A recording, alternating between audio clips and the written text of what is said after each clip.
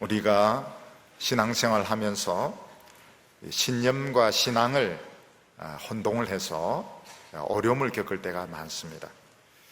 이런 현상은 예수를 처음 믿는 분만 겪는 어려움이 아니고 아주 예수를 잘 믿는 분, 특히 목회자들, 아주 신앙이 좋은 분들이 더 많은 혼란을 겪는 것이 바로 이 신념과 신앙을 잘 구별을 못하는 것입니다. 그래서 어떤 때는 신념을 하나님의 뜻이다, 절대적인 하나님의 뜻이고 옳은 것이다, 이래서 밀어붙이는 경우도 있고 또 다른 사람에게 강요할 때도 있는데, 이 신념은 신앙하고 많이 다른 것입니다. 신념이라고 하는 것은 자기 혼자, 자기 내면에서 어떤 한 가지 목표를 옳다고 생각해서 모든 생각과 힘을 집중시키는 것이 신념인 것입니다. 근데 믿음이라고 하는 것은 두 사람 사이에서 일어나는 것입니다. 믿음이라고 하는 것은 두 사람 사이에서 불신의 벽, 적대감의 벽을 허물기 위해서 상대방의 이야기를 들어주고 또 상대방을 신뢰해주고 또 상대방에게 감동을 주어서 뭔가 하게 하는 것이 신앙 또는 믿음인 것입니다.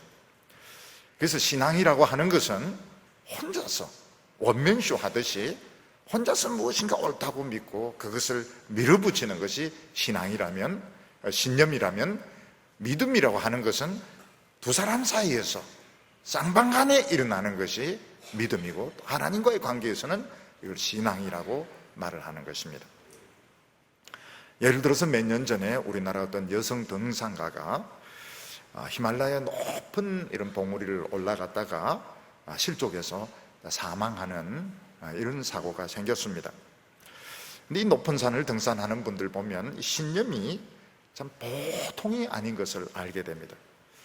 높은 산에 올라가다 보면 체력이 다 떨어지게 되고 또 엄청나게 추운 이런 바람이 막 태풍처럼 불기도 하고 또 산소가 부족해서 호흡이 곤란해지기도 하고, 이런데도 포기하고 싶은 유혹을 뿌리치고 나는 정상을 정복하고야 말겠다, 이런 신념을 가지고 목숨을 걸고 올라가서 정상을 정복하기도 하고 때로는 실족해서 목숨을 잃기도 하는데, 신념이 대단한 것입니다. 그래서 세상에서 어떤 성공하는 분들, 어떤 큰 업적을 남기는 이런 분들 보면 신념이 다른 사람들보다 다르다는 걸 알게 됩니다. 포기하고 싶고 또 다른 거 하고 싶지만 자신의 그 생각과 힘을 집중을 시켜서 원하는 목표를 이루는 것이 신념인 것입니다.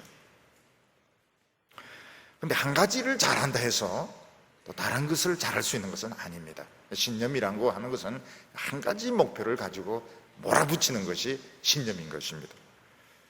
근데 믿음이라고 하는 것은 두 사람 사이에서 일어나는 것입니다. 다른 사람을 믿어주고 또 인정해주고 그 사람에게 감동을 주어서 뭔가 하게 하는 것이 믿음이고, 하나님과 사이의 이 믿음을 우리는 신앙이다, 이렇게 말하는 것입니다. 예를 들어서 설명을 하면, 옛날에 몇십 년 전에 우리가 중국의 북경을 방문하고 소련의 모스크바를 방문한다는 것은 그 냉전 시대는 상상할 수가 없었습니다. 공산주의 국가와 민주주의 국가는 이 적대적인 이런 관계에 있었기 때문에 여행을 한다, 유학을 한다, 비즈니스를 하는 것은 불가능을 했습니다. 근데 세월이 많이 지나면서 대통령 사이에 우리 한번 믿어보자, 우리 서로 한번 교류해보자, 조약을 체결하게 되니까 수많은 사람들이 왔다 갔다 하고 물건들이 왔다 갔다 하고 유학생들이 왔다 갔다 하고 무역이 비즈니스가 이루어지는데, 이것이 바로 쌍방간의 관계에서 이루어지는 것입니다. 오히려 북한은 우리 민족이고 제일 가까운 사람들인데 불신의 벽이 굉장히 높습니다. 그래서 철조망을 쳐놓고 제일 위험한 무기를 다 집중시켜 놓고 여차하며 막 서로 공격해서 서로 쏘려고 좀 준비를 하고 있는데, 바로 이것이 이제 불신의 벽인 것입니다. 중국의 이제 전 주석 모택동, 마오쩌둥이죠. 마오쩌둥의 이런 전기는 중국 사람들은 감히 쓰지를 못하고 서구 사람들에 의해서 조금씩 쓰여지게 되었습니다. 제가 그 전기를 읽어보니까 이 마오의 마음속에, 모택동의 마음속에는 세계 최고 강대국인 미국과 교류를 하고 싶은 이런 마음이 있었던 것입니다. 근데 중국은 이 항미 원조, 우리는 이제 6.25 전쟁, 한국 전쟁 이러지만 중국에서는 항미 원조 이런다. 미국에 대항하고 조선을 돕는, 조선은 북조선을 말하는 것입니다. 항미 원조 이 전쟁을 하면서 우리는 이제 남한과 북한이 싸웠다 이러는데 중국 사람들은 중공군과 미군이 싸웠다 이렇게 생각을 합니다. 거기서 서로가 많이 죽었기 때문에, 중공군과 미군이 많이 죽었기 때문에 서로 사이의 불신과 적대감의 벽이 굉장히 높았던 것입니다. 미국하고 중국은 굉장히 불신의 벽이 높았습니다. 그런데 이 모택동 주석은 소련에 대해서 불만이 많았습니다. 왜냐하면 소련은 늘 중국을 좀 멸시하고 깔보고 사사건건 간섭하고, 특히 이 모택동의 불만이 뭔가 하면 스탈린이 죽고 난 뒤에 후르시초프가 스탈린 격하운동을 막 벌리는 것입니다. 그래서 이 모택동은 막 화가 나가지고 후르시초프는 수정주의다 이런 데 공격을 하게 되는데, 마음속으로는 미국하고 손을 잡고 싶은데 그럴 수 있는 사람이 아무도 없습니다. 다리를 놓을 수 있는 사람이 아무도 없었던 것입니다. 그래서 모택동은 베이징을 방문하는 외국 수상들, 캄보디아 수상 그리고 싱가포르 수상에게 이야기를 조금씩 흘립니다. 미국의 관리들 중에서 베이징에 와서 좀 놀다 갔으면 좋겠는데, 미국 관리들 좀 베이징에 놀러 안 오나? 이러면서 이야기를 좀 이렇게 흘리기도 하고, 또 미국의 이 탁구팀, 핑퐁팀이 이 베이징 와서 한번 경기를 했으면 참 좋겠는데, 이런 이야기를 흘립니다. 그런데 미국에서는 이 저희가 뭐냐, 막 분석을 합니다. 뭐 때문에 미국 관리를 오라고 하느냐, 뭐 때문에 핑퐁 하자고 하느냐, 막 분석하면서 이게 뭐 우리와 관계를 개선하려고 하는 거냐, 그냥 한번 해보는 소리냐, 막 이러다가 관리 한 명이 몰래 들어가게 됩니다. 키신저가 몰래 들어가서 아주 병이 깊어지는 마오를 만납니다. 만나서 우리 교류하고 싶다, 그걸 확답을 듣고서 미국 대통령이 이제 몰래 들어갑니다. 몰래 들어가가지고 딱 내리면서 이제 발표를 딱 하게 되는데 전 세계가 깜짝 놀라게 됩니다. 그리고 이제 지금 중국은 미국하고 전 세계 경제를 주장하는 아주 강대국 G2 국가로 나타나게 되는 것입니다. 그러니까 이 신념이라고 하는 것은 그냥 혼자 내 개인적으로 뭐가 옳다고 생각해서 거기에 생각과 힘을 다 몰아붙여서 그 신념을 성취시키는 거, 이게 이제 신념이라면, 믿음이라고 하는 것은 쌍방간의 관계에서 그 불신의 벽들, 적대감, 이걸 허물어뜨리고 서로가 감동을 주고 물건들이 왔다 갔다 하고 사람들이 왔다 갔다 하고, 이게 믿음인 것입니다. 그래서 우리가 하나님에 대한 이 믿음도, 내가 하나님에 대한 지식을 많이 가지고 있다, 내가 하나님에 대해서 어떤 신념을 가지고 있다, 이것은 아닌 겁니다. 이걸 신앙이라고 말하지 않습니다. 우리 모든 인간들은 하나님에 대해서 관심이 있든 없든 하나님에 대해서 불신의 벽, 적대감의 이런 벽이 아주 두텁습니다. 하나님으로부터 도움이 와야 우리가 살 수 있고, 하나님이 축복을 해주셔야 우리가 잘 살 수가 있는데, 하나님과 우리 인간들 사이는 굉장히 두꺼운 불신의 벽, 두꺼운 적대감의 벽이 있는 것입니다. 근데 하나님께서 우리에 대해서 좋은 생각이 있습니다. 하나님께서 우리를 도와주고 계시고, 우리를 도와주고 싶어 하시고, 우리를 축복해 주고 싶은데, 우리 인간들의 이 불신이 보통이 아닙니다. 일단 하나님 눈에 안 보입니다. 사람은 눈에 안 보이는 존재는 없다고 생각하기 때문에 눈에 안 보이는 하나님을 믿는 것이 굉장히 어려운 것입니다. 그리고 인간들은 모든 것을 자기 하고 싶은 대로 해야 직성이 풀리기 때문에 하나님을 믿고 맡긴다는 것 굉장히 어렵고, 또 눈에 보이지도 않는 하나님을 믿고 그냥 멍청하게 있었다가 하나님이 안 도와주시면 우리 망하기 때문에 믿음이라고 하는 것은 굉장히 모험에 속하는 것입니다. 네, 하나님께서 우리에게 손을 내밀었습니다. 그 손을 내미는 게 뭔가 하면 선지자를 자꾸 보내는 겁니다. 선지자를 자꾸 보내면서 내가 인간들 도와주고 싶은데, 구원해 주고 싶은데, 축복해 주고 싶은데, 이런 이야기들을 하나님께서 계속 해오신 것입니다. 그리고 이제 결정적인 순간에 아들을 보내셨습니다. 결정적인 것이 아들이 온 겁니다. 아들이 와서 누구든지 아들 믿기만 하면 난 무조건 적대감 다 없애고 축복해 주겠다. 그리고 하나님은 우리에게 말씀을 계속 주셨습니다. 성경 읽기 싫어? 회수해 이렇게 하지 않고 계속 성경을 주시고 계속 설교를 주시고 계속 말씀을 주시면서 우리에게 손을 내밀었던 것입니다. 그래서 하나님에 대한 신념을 가지고 있다 하는 것은 혼자 에베레스트 산 올라가는 것과 같은 것입니다. 하나님과 적대감은 그대로 있습니다. 하나님과 불신의 벽은 그대로 있습니다. 자기 혼자 원맨쇼를 하는 겁니다. 난 하나님 좋다, 하나님 나 축복해 주실 거다, 난 잘 될 것이다, 혼자서 원맨쇼 하는 것이 신념인 것입니다. 근데 신앙이라고 하는 것은 하나님과 왔다 갔다 하는 겁니다.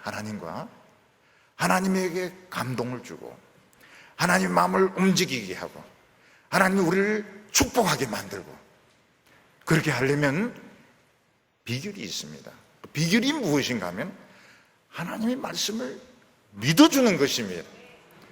서로 사이의 이 신뢰에 굉장히 중요한 것이 뭔가 하면 누가 무슨 말을 할 때 들어주고 그걸 믿어주고 받아들여 줄 때에 불신의 벽이 허물어지면서 서로의 관계가 좋아지게 되는 것입니다.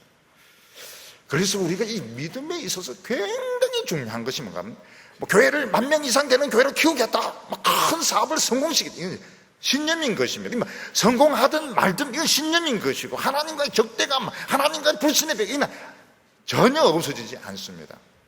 우리가 하나님의 말씀을 듣고 믿어줄 때 하나님 감동을 하세요. 아니, 내 말을 믿는 사람이 있네, 내 말을 귀담아 듣는 사람이 있네, 내 말을 믿어주고 있네, 이러면서 하나님의 마음이 움직여지면서 이 축복이 오게 되는 것입니다. 그래서 믿음에서 제일 중요한 것이 뭔가 하면 하나님의 마음을 움직이게 만들고 하나님을 감동시키는 것, 이게 믿음의 핵심적인 것입니다. 오늘 첫 번째로는 우리가 하나님을 믿는데 누구를 위한 믿음이냐 하는 것입니다. 나를 위하여 하나님을 믿느냐, 하나님이 좋아서 하나님을 믿느냐, 이런 문제를 우리는 확인해 볼 필요가 있습니다. 우리가 이 세상에 살면서 사실 믿음 없이는 사람은 살 수가 없습니다. 그런데 다양한 종류의 믿음이 있습니다. 어떤 사람에게 돈을 빌려주는 것은 저 사람이 돈 안 떼먹고 갚을 거다, 이런 믿음이 있기 때문에 돈을 빌려주는 것입니다. 우리가 어떤 고속버스를 타고 어디 가는 것은 그 고속버스가 나를 안전하게 목표까지 데려다 줄 것이다 하는 믿음이 있기 때문에 그걸 타는 것입니다. 얼마 전 신문을 보니까 어떤 고속버스 회사가 이 운전기사가 안 오니까 한 번도 그 운전을 안 해본 사람을 거기 태워가지고 막 엉뚱한데 빙빙빙빙 이제 돌아다니다가 막 여러 시간 지난 후에 거기에 도착했다는 것입니다. 이거는 이제 믿음을 배신하는 것입니다. 그 승객들은 시간도 굉장히 많이 허비를 했고 불안했다 그런다. 목숨에 굉장히 불안을 느꼈다. 이것은 믿음을 깨뜨리는 행위가 되는 것입니다. 환자들이 병원을 찾는 것은 이 의사가 병원이 병치를 위해서 최선을 다할 것이다, 이런 믿음을 가지고 있기 때문에 가는 것입니다. 근데 병원에 안전조치를 안 해가지고 없던 병이 생기게 되었다, 또 그것 때문에 병에 걸려서 죽게 되었다, 이런 것은 믿음을 깨뜨리는, 배신을 하는 그런 행위가 되는 것입니다. 근데 우리가 하나님을 믿고 예수님을 믿을 때도 누구를 위해서 믿느냐 하는데 상당한 차이가 있습니다. 한 번은 예수님께서 복음을 전하실 때에 10명의 한센 환자가 예수님에게 가까이 왔습니다. 완전히 만나지는 못하고 가까이 와가지고 막 소리를 지르면서 합창을 하는데, 예수 선생님, 우리 지금 이 병을 고쳐달라고 예수님에게 막 부탁을 했습니다. 그때 예수님께서는 이 사람들의 믿음을 요구하셨습니다. 이 사람들을 그 자리에서 고쳐주지 아니하시고, 너희들이 내 말을 믿고 제사장에게 가서 너희 몸을 보여라, 이렇게 말했습니다. 예수님이 이렇게 말씀하신 것은 그들이 예수님 말씀을 믿고 가는 동안에 어떤 일이 일어난다는 것을 예수님이 전제로 해서 말씀하시는 것입니다. 그런데 이 10명의 한센 환자들이 예수님 말씀을 믿습니다. 우리가 예수님 말씀을 믿고 가면 가는 동안에 어떤 일이 일어날 것이다, 이걸 믿고 갑니다. 가면서 실제로 이 10명이 병이 다 치료가 되게 됩니다. 만약 이 사람들이 애당초 믿음이 없었더라면 예수님 말씀 들었을 때 욕을 했을 겁니다. 아니, 이 미친 사람 같으니 병도 고쳐주지 않고 가면 우리가 얼마나 거기서 망신을 당하고, 제사장이 우리에게 얼마나 우리를 업신여길 텐데 우리에게 그런 소리를 하냐고. 그런데 그런 말을 하는 사람이 아무도 없었어요. 이 사람들은 예수님이 내 병을 고칠 수 있다, 예수님 말씀을 믿으면 내 병이 고친다, 믿었기 때문에 아무 소리도 안 하고 제사장에게 갔고, 제사장에게 가서 10명이 다 합격이 됩니다. 전부 이 한센병 다 치료가 되었던 것입니다. 근데 문제는 그 10명 중에서 9명은 병 고침 받았다는 확정을 받고 난 뒤에 그냥 자기 집으로 다 갔습니다. 왜냐하면 그들의 믿음이 자기를 위한 믿음이기 때문에, 내 병 낫는 믿음이기 때문에, 내가 잘 되는 믿음이기 때문에 그들은 병 나았고 자기 집에 가서 식구들 만나면 되는 것입니다. 근데 사마리아 사람 하나는 안 갑니다. 나는 이방인인데 왜 내까지 병을 고쳐주셨을까? 그럼 예수님은 어떤 분이실까? 예수님 참 고마운데, 이 사람은 관심이 예수님에게로 쏠리게 됩니다. 그래서 이 사람 혼자 예수님 찾아와서 오면서 막 찬송 부르면서 하나님을 막 찬송하면서 예수님에 와서 무릎 꿇고 감사하다고 합니다. 그때 예수님이 감동을 합니다. 감동. 예수님이 굉장히 감동을 하면서, 아니 10명이 다 병이 낫지 않았느냐, 9명은 어디 가고 이 한 명만 와서 감사하느냐, 그러면서 뭐라고 말합니까? 가라, 내 믿음이 너를 구원하였느니라.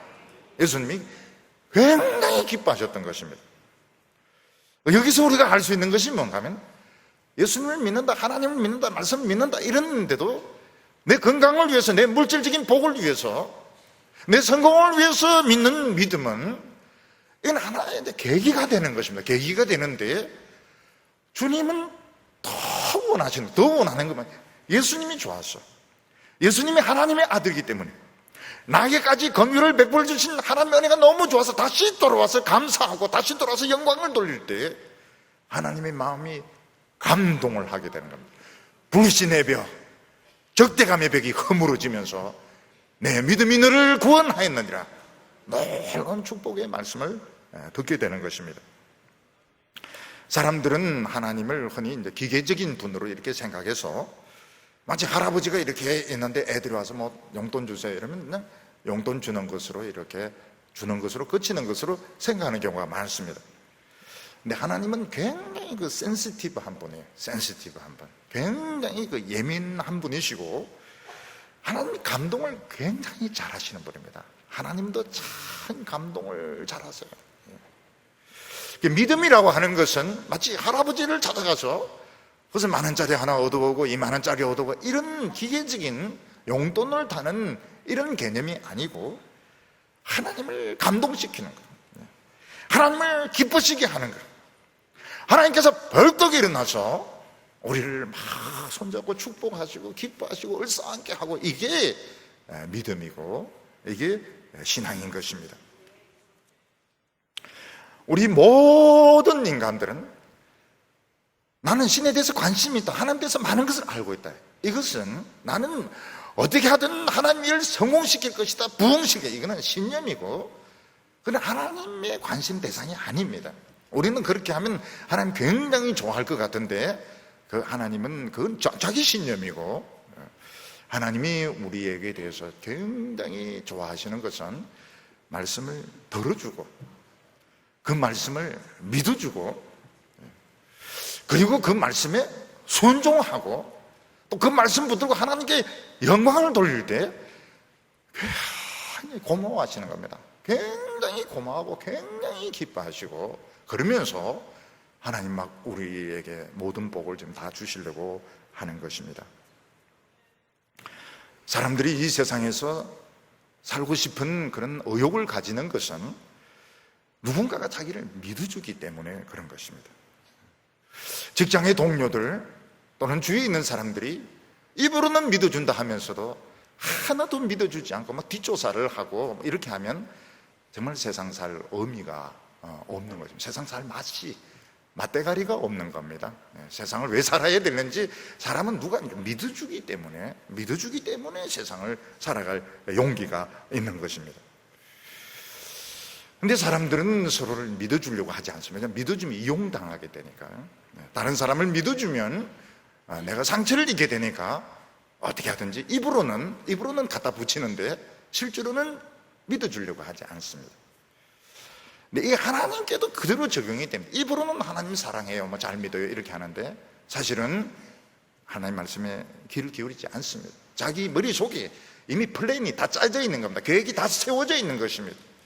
하나님이 내 삶에 들어올 여지가 없는 것입니다. 이것은 신념이지 믿음이 아닌 것입니다. 오늘 두 번째는 영혼이 없는 믿음이 있다는 것입니다. 영혼이 없는 믿음이 있습니다. 오늘 말씀 2장 26절을 보면 영혼 없는 몸이 죽은 것 같이 행함이 없는 믿음은 죽은 것이니라.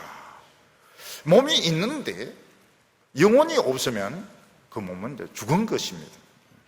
마찬가지로 믿음도 그런 믿음이 있다는 것입니다. 오래전에 우리나라 어떤 그 공무원이 그런 이야기했습니다. 우리 공무원은 영혼이 없는 공무원이다, 그런 이야기를 했는데 국민들에게는 굉장히 충격적인 이야기였습니다. 공무원은 아주 중요한 위치에 있는 사람입니다. 뭐 허락을 해주기도, 허가를 내주기도 하고 또 일이 잘 되기도 할 수 있도록 도와주는 그런 위치에 있는 사람이 이제 공무원인데, 우리 영혼이 없다는 겁니다. 영혼이 없다는 말은 뭡니까? 아무 생각이 없다는 거예요. 우리는 아무 생각이 없습니다. 우리는 아무 양심이 없습니다. 우리는 아무 상식적인 판단이 없습니다.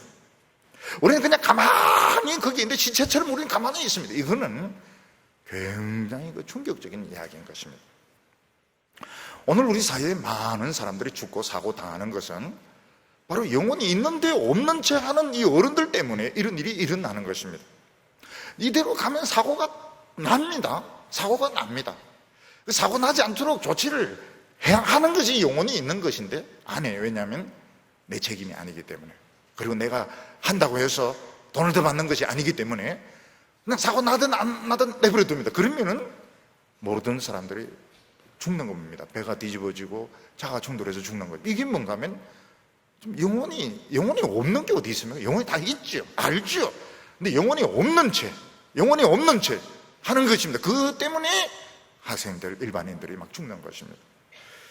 지금 그냥 이대로 두면 병이 막 퍼집니다. 병이 많이 퍼지고 많은 사람들이 피해를 입을 걸 뻔히 알면서도 안 합니다. 왜냐하면 내 책임이 아니기 때문에, 또 한다고 해서 알아주는 것도 아니고 귀찮으니까 영혼이 있는데도 없는 것처럼 그냥 못 본 채 하니까 많은 사람들이 피해를 입는 겁니다.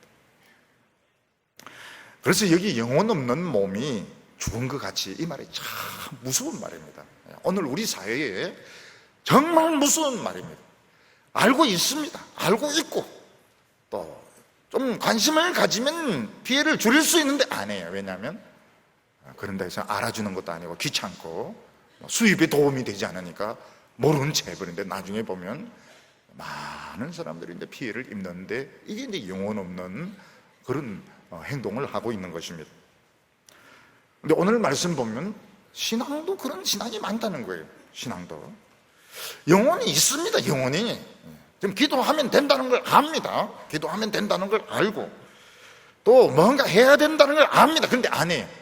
귀찮으니까. 움직이기 싫으니까. 지금 하나님 앞에 나와서 기도를 해야 되고 옆에 있는 사람 붙들어 줘야 되고 압니다. 안 해. 왜냐하면 귀찮으니까. 귀찮으니까 그냥 텔레비만 보고 영혼이 텔레비 싹 빠져나가면 어떻게 하려고 그래요? 싹 텔레비 드라마에 쫙 빠져나가면 어떻게 하려고 그래요? 전에 이제 교회에 어떤 그 자매가 있었는데 대학에서 이제 불어를 전공한 그런 학생이었습니다. 근데 공부하고 있는 학생이었습니다. 어느 날 저한테 와서 이야기를 합니다. 목사님, 집에서 제 별명이 뭔지 아세요? 모르겠는데 집에서 별명이 뭐라고 그러지? 엄마는 저를 냉동닭이라고 불러요. 이렇게 합니다. 너무 썰렁하고 이 처녀가 여대생이 너무 썰렁하고 농담도 안 하고 너무 막 굳어있고 이러니까 엄마가 뭐래? 너 냉동닭이다 이렇게 엄마가 선포를 한 겁니다.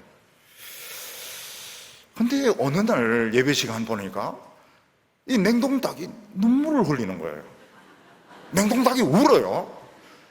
자, 냉동닭이 울면 그 눈물이 차가울까요? 뜨거울까요? 뜨거운 눈물을 흘리고 있었습니다. 냉동닭이. 예, 냉동닭이. 냉동닭이 재밌는 이야기를 해요. 얼마나 이야기를 잘하는, 난 닭이 그렇게 말 잘하는지 몰랐습니다. 너무 이야기를 잘해요. 예, 은혜를 받으니까. 방학이 됐는데 어디로 가느냐?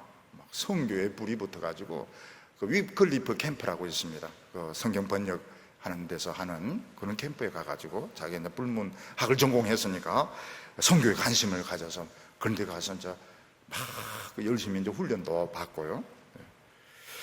냉동닭이 남자를 사귀기 시작했어요.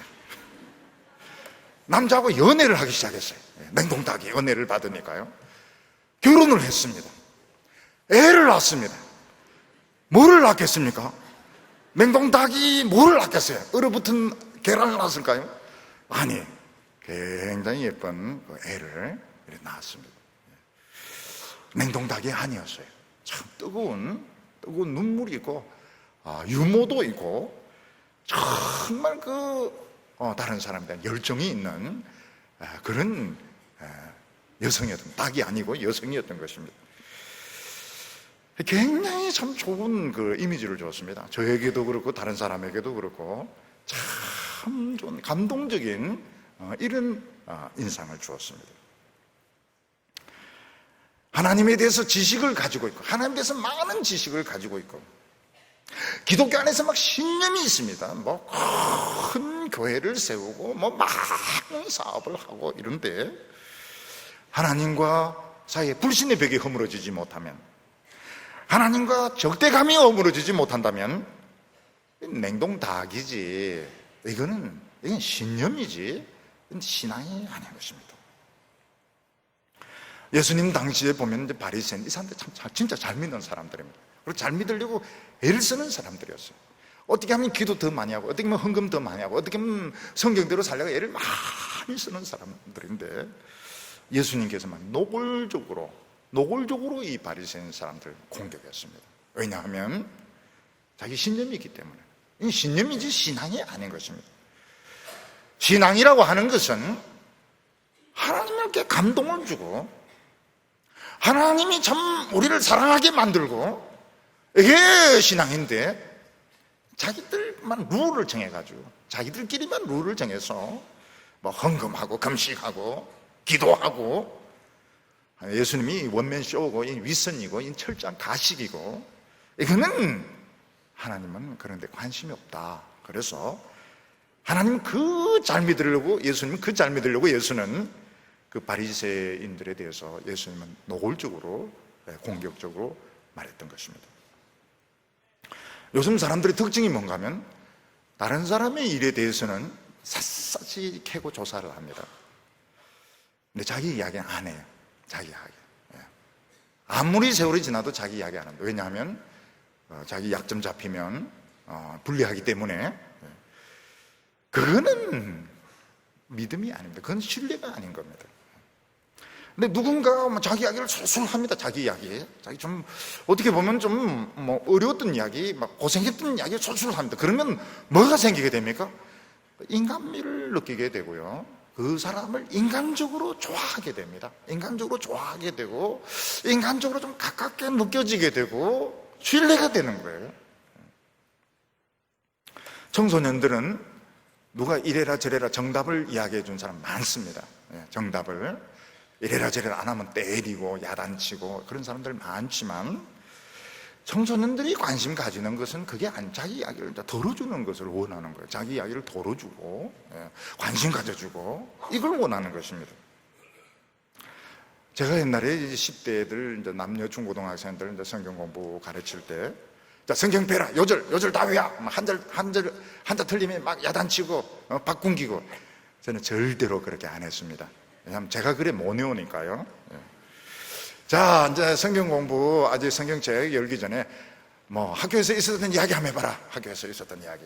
그러면 주로 매점 이야기를 많이 합니다. 매점, 이 학생들은 매점에서 뭐 튀김 사 먹었던 이런 이야기들, 그리고 또 이 학생들은 이제 선생님이 맞았던 이야기, 이런 이야기들을 막 해요. 한 30분 정도 이야기합니다. 30분 정도. 저하고는 아무 상관이 없고요. 정말 재미가 없어요. 그 아이들이 하는 이야기가 벌써, 저는 어른이고 고등학생들, 여자애들이 매점에서 매점에 파는 오빠가 어떠니 이런 이야기들이 저하고는, 저는 관심이 없고 재미도 없습니다. 그래도 들어줍니다. 한 30분 정도 들어줍니다. 근데 애들이 굉장히 좋아하는 겁니다. 어른이 우리 쓸데없는, 자기들도 압니다. 쓸데없는 이야기를 알아요. 자기들이 그 쓸데없는 이야기를 들어주었다.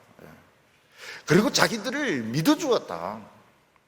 자기들이 그 실수하고 막 이렇게 할 때 그걸 기다려주었다. 여기에 이제 용기를 내는 겁니다.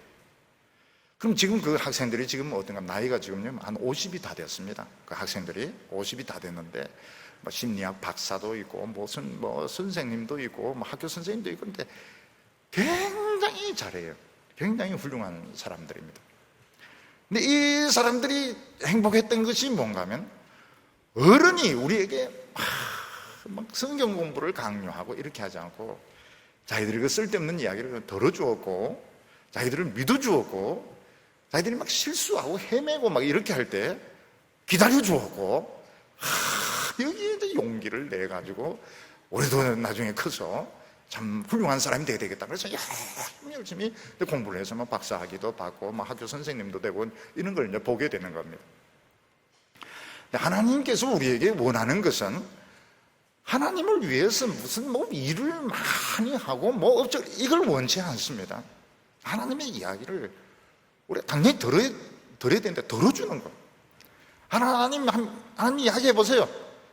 그럼 우리하고 상관이 없는 것처럼 되는 이야기도 있습니다. 사실 다 우리에게 필요한 이야기지만, 하나님의 이야기를 들어주고 믿어주고, 하나님의 이야기를 들어주고 믿어주고 순종해주고, 그러면 하나님도 감동을 하십니다. 하나님 마음이 뜨거워지면서 감동하시면서 불신의 벽이 싹 없어지게 됩니다. 적대감이 싹 허물어지게 됩니다.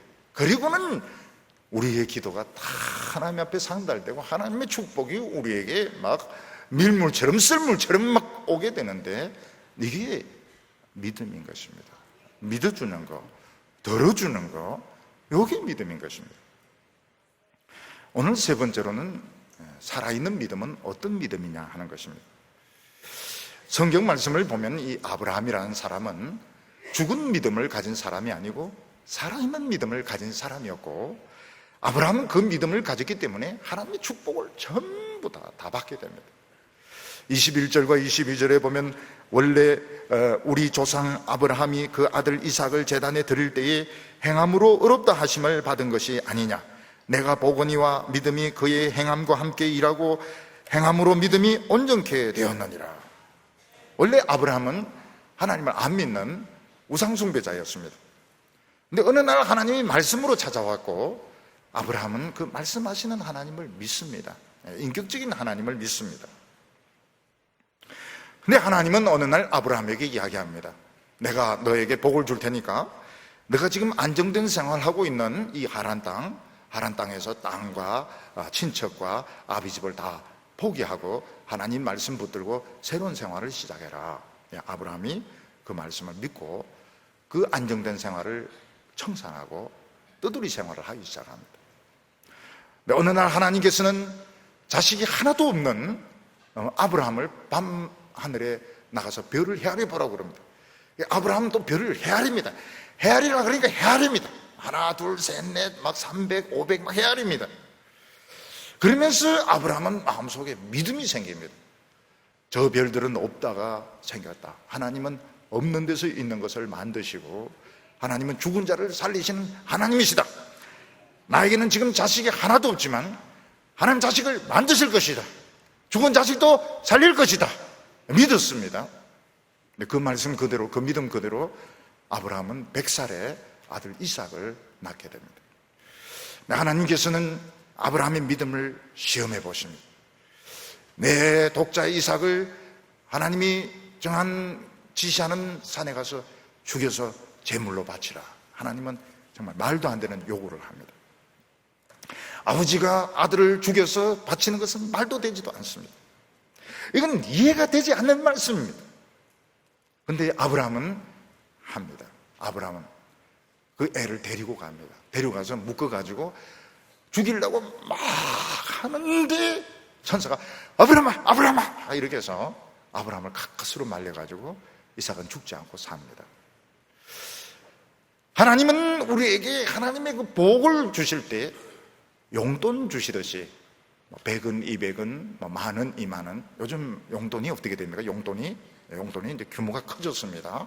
규모가 커져서 중학생 5,000원 주면 사양합니다. 노 땡큐 쏘 이러면서 색깔 좀 틀린 거 달라고요. 하나님이 우리에게 복을 주실 때 용돈 주듯이 자 5만원, 5만원, 5만원 이렇게 하지 않습니다. 하나님의 축복은 하나님의 모든 걸 그냥 다 주시는 것입니다. 다 주시기 전에 믿음을 시험해 봅니다. 어떻게 믿음을 시험해 봅니까? 우리가 하나님의 말씀에 순종하면 도저히 이제 더 살 수 없는 한계점이 오게 됩니다. 하나님의 말씀은 말도 되지도 않습니다. 하나님의 말씀은 도저히 이해가 되지도 않습니다. 그래도 믿습니다. 하나님을. 내가 하나님을 뭔가 하나님은 이유가 있다. 내가 모르는 하나님의 뜻이 있다. 하나님은 죽은 자를 살리시고 없는 자를 있게 하시는 하나님이다. 무모할 정도로 믿을 때 하나님께서 합격 사인을 하시는데 그때 하나님의 축복이 막 터져 나오게 되는 것입니다. 그래서 여기 야고보 사도가 믿음은 행함이 있어야 되고 또 행함으로 믿음이 온전케 되는, 이 행함은 그냥 교회 왔다 갔다 하고 예배 드려주고 이런 정도가 아닌 것입니다. 그것도 포함이 되지만 믿음으로 살라고 하면 도저히 이해가 안 되는, 하나님 날 사랑한다 하면서 왜 이런 형편과 처지에 빠지게 한 것이며 하나님 나에게 원하는 것이 도대체 무엇이며 하나님 말씀하시는 말도 되지도 않고 이해가 되지도 않고 이대로 믿으면 죽을 수밖에 없는 이 한계점이 왔는데도 믿을 때 하나님 감동을 하십니다. 감동을 하시고 허물어집니다. 불신의 벽, 적대감의 벽이 허물어지면서 아브라함 같은 이런 믿음의 축복을 받게 되는 것입니다. 기생 라합은 여리고성에서 술을 파는 그런 사람이었습니다. 근데 하나님에 대한 소문을 듣고 이대로 있어서는 망하겠구나. 그때 이스라엘 스파이 2명이 도망을 치다가 라합의 집에 오게 됩니다. 라합은 갈등을 합니다. 갈등을 해요. 무슨 갈등을 합니까? 지금 술장사 잘 되고 있거든요. 술장사 잘 되고 있고 이스라엘 이 스파이 넘기면 이 술집은 더 커질 수 있습니다. 여관 호텔이 될 수 있습니다.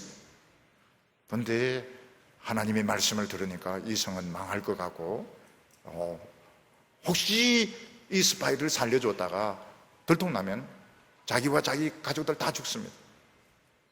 근데 라합은 모험을 합니다. 죽을 각오를 하고 이 2명을 살려줍니다. 나중에 이스라엘 백성들이 와서 여리고성을 무너뜨릴 때 라합과 그 식구들부터 제일 먼저 살려놓습니다. 그 라합이 만약에 마음으로만 하나님을 믿고 이 스파이들 도와주지 않았더라면 그가 믿음을 가지고 있었던 것을 아무도 알지 못하고 그 믿음은 소용이 없는 것입니다. 마음으로 믿는 것은 소용이 없는, 믿음은 결단인 것입니다. 이 세상은 멸망을 향하여 달리는 열차와 같습니다. 이 열차가 다리에서 떨어져서 탄 사람 다 죽는다. 그럼 무슨 수로도 사람은 거기서 내려서 열차를 갈아탈 것입니다. 마찬가지로 신앙이라고 하는 것은 결단인 것입니다. 결단. 내가 이 세상을 떠나서 저 영원한 천국으로 가는 결단인 것입니다. 우리가 이 성경 말씀대로 믿으려고 하면 말도 되지도 않고 도저히 살 수도 없고 너무너무 이해가 안 되더라도 하나님 말씀 믿고 결단을 딱 내릴 때 어떻게 됩니까? 이 불신의 벽, 이 적대감의 벽이 허물어지면서 하나님이 감동을 하시는 것입니다. 오늘 우리의 믿음은 그냥 가만히 앉아가지고 남들이 하는 거 다 하면서 누릴 거 다 누리면서 믿는 것은, 우리가 한번 생각을 해봐도 누가 감동하겠습니까? 양심 있으면 손 넘고 한번 생각해 보십시오. 지금 내가 지금 이 하는 것에 대해서 누가 감동을 하겠냐고요? 사람이 봐도 뻔할 뻔짠데 하나님이 보시면 더 하시죠. 신앙의 성공을 하려고 그러면 하나님을 감동시켜야 되는 겁니다. 하나님은 굉장히 센시티브 하십니다. 하나님은 감동을 잘 하시는 겁니다. 하나님의 말씀을 들을 때도 굉장히 기쁜 마음으로 들으면 하나님 참 좋아하세요. 굉장히 좋아하세요. 그 말씀을 붙들고 살려고 하면 어려움이 많이 옵니다. 어려움이 많이 오는데 원망, 불평하면서 우라질, 제기를 이러면서 믿으면 그 하나님이 기뻐하시지 않습니다. 하나님 기뻐하지 않습니다. 어려운데 기뻐하고 감사하고 이러면은 하나님이 감동을 하세요. 세상에 무슨 저런 천년기념물이 다 있는가. 하나님 막 도와주고 싶어 하시고 하나님 막 역사하고 싶어 하시고, 이게 믿음인 것입니다. 우리가 예수 믿음으로 우리가 의인이 되었으면 그 뒤에는 어떻게 살아야 됩니까? 내 힘으로, 세상 힘으로 살면 실패하는 겁니다. 믿음으로 구원받았으면 믿음으로 살아야 되는 겁니다. 의인은 믿음에서 믿음으로 나아가는 것입니다.